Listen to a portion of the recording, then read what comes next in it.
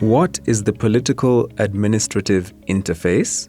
So the political administrative interface is essentially the relationship between your elected politicians who run government, be it local authorities or national government, and their interface with the administration, whom they appoint to actually effect the policies that the politicians set out.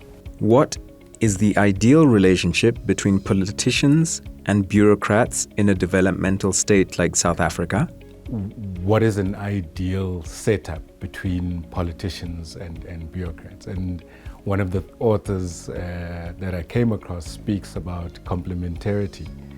And that's essentially how much freedom an administrator, an official has to execute whatever has been assigned to them by their political leadership. And he calls this concept complementarity, right? And it really is about how much freedom the official has and how much control the politicians have, and where the two can exist in complementarity.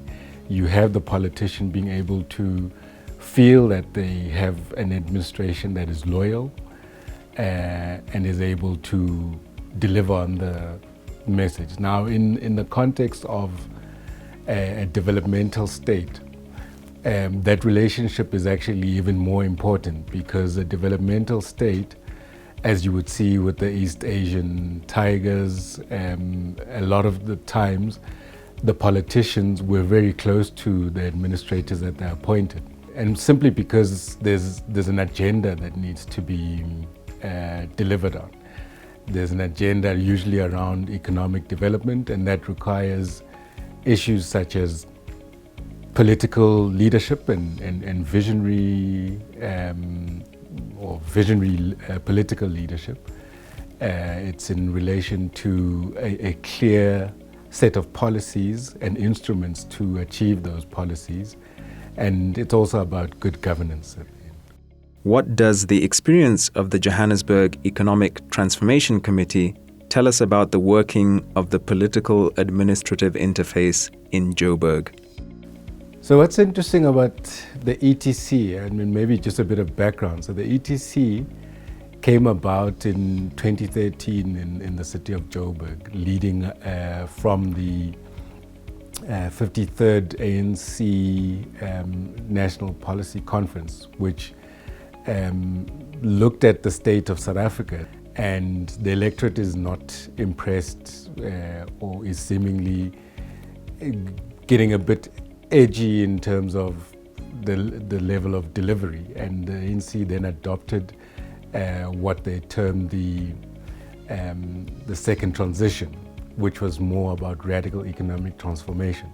The interface between the ETC and the city's administration is where you get a clear window on the relationship between the political leadership as well as the administration. Between 2013 and 2016, you would see that the relationship between the ETC and the city administration went from a good relationship initially and waned in the end, where there was clear tensions. With the ETC, you found that later years, in around 2015, that's where a lot more friction actually came to the fore, because the political, or in fact the ANC, was really advancing a lot of the deliverables that they wanted to see on the ground. And you then had the ETC gradually being undermined as a structure. So an important or point that comes to mind is the ETC's annual strategic session of 2016, where we had invited leadership across the ANC, including the national ETC chairperson, some ministers, some deputy ministers attending the session. And what was interesting is that from the city perspective, the officials actually didn't show up to the event and didn't present some of the strategic plans that were required as part of the session.